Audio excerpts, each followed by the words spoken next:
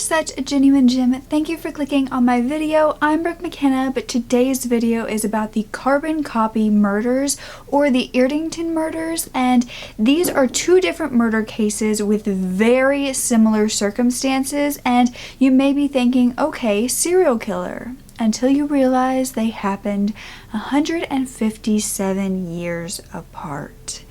That's right. This is an insane case that I really wanted to bring to you guys because you do like the strange and almost unbelievable type things, and so I figured that it was perfect to share.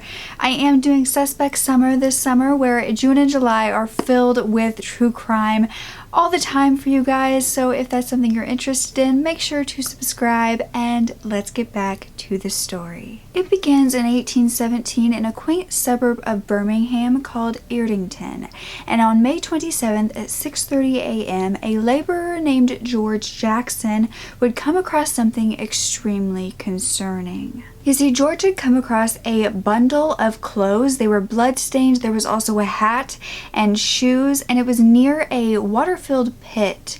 But of course, George got the investigators to come and search the area, which they did, and they followed a trail of footprints that were not only a male's footprints but also a woman's footprints to an actual body of water. That's when they found the body of Mary Ashford.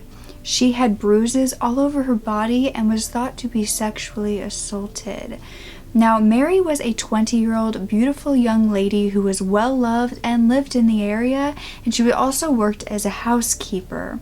So of course the investigators went to talk to everybody in the area to see what she was doing the day prior to her death.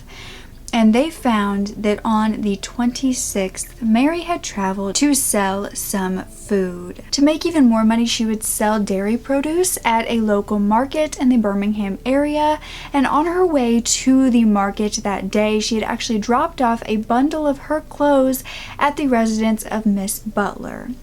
Now, this is where her friend lived. Miss Butler was her mother, and Mary's friend's name was Hannah Cox, and she dropped off a bundle of clothes because after her shift at the market, she was going to go back to her friend Hannah's to hang out and to receive those clothes. You see, Mary and Hannah had plans for the night of the 26th to go to the Whitsuntide dance at Tyburn House Inn. And so when Mary got off her shift and arrived at Hannah's house at 6 p.m., they got changed into their dressier, fancier clothes and decided to head out. Both of the girls were very beautiful and had many different admirers who wanted to dance with them at this location, but they spent most of their night with one boy. Well, each girl with one boy. Hannah was with a man named Benjamin Carter, whereas Mary was with a 24-year-old heavyset bricklayer named Abraham Thornton. The dance ended around midnight, and after that the four of them decided to head out on Chester Road to kind of walk together, but they wouldn't be together the whole time. Eventually, Hannah would go back to her house. Benjamin would go back in the direction of the dance, but Abraham and Mary would decide to stick together and actually head to Mary's grandfather's house. 3:30 that morning, a witness would see Mary walking alone very slowly in the direction of Hannah's house, and Hannah would say that Mary actually did come back at around that time to change back into her work clothes, and she seemed like she was in a very good mood. When Hannah asked her what they had done, she just simply said that they had hung out before Abraham left, and then Mary herself left at about 4 a.m. Another witness would say that they saw Mary walking along the roads at around 4:15, so about 15 minutes later, but this would be the last time anyone would see Mary alive. But of course, after investigators heard who Mary had been with that evening, they went and they arrested Abraham Thornton at 8 a.m. the next morning. And as soon as he was arrested, Abraham said, "I cannot believe she is murdered. Why, I was with her until 4 o'clock this morning." And he seemed really innocent. He seemed very sweet. He was complying with the investigators, but people of the community said that he was often described as repulsive, and that he had said something about Mary at the dance, saying that he would basically do whatever he needed to do to get with her. Now, I'm not sure if this was said in kind of like a loving, sweet I'm going to do whatever it takes to be her boyfriend, or if it was more of a possessive, just overbearing type way. But that is something that the community said he had done. When they were grilling Abraham, he actually admitted that they had sexual intercourse, but that it was completely consensual, that nothing was forced, and that they had walked hand in hand over to a field after Hannah and Benjamin had left them. And they had gone to this field. They had talked for like 15 minutes after that. And then Mary decided to go and change her dress, and Abraham said he had waited for her to change her dress and to come back to him, but she never did, so he decided to go home after that. And with this, Abraham actually had 3 different witnesses who could confirm that he was alone at that time and that he was walking towards his house. One was a man named John Hayden, who was a gatekeeper who actually talked to him for about a quarter of an hour around that same time.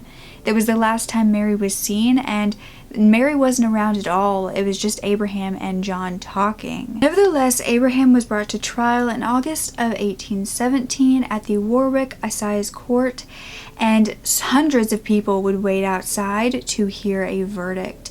In fact, they waited from like 6 in the morning outside this courtroom to hear that Abraham was guilty. Everyone really felt strongly for justice for Mary, and they really wanted to hear the verdict for themselves.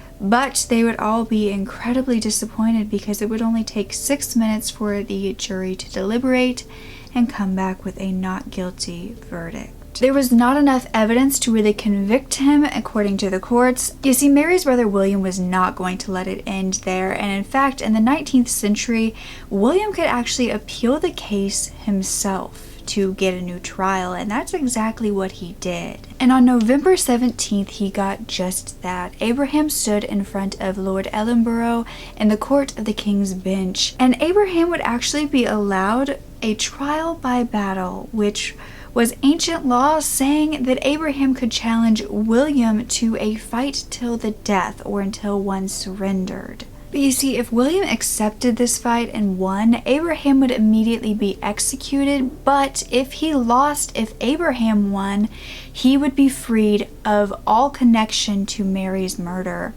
And William, in fact, didn't say anything. He never gave an answer as to whether he wanted to fight or not. And the following year, the case was discharged and Abraham was set free. However, after such a public case, Abraham would no longer be able to be employed anywhere and had to move to the United States to find work later on. Now, this is where Mary's case would basically end and would unfortunately go unsolved. But it would come back into the spotlight many years later in the most unusual way. Because 157 years later in Erdington, another eerily similar murder would occur. It was May 27th of 1974 along a ditch in Chester Road, where a body would be found. It was a 20-year-old woman named Barbra Forest, and she showed signs of sexual assault as well as strangulation. Part of her clothes were ripped off and bloody, and she had been lying there for over a week.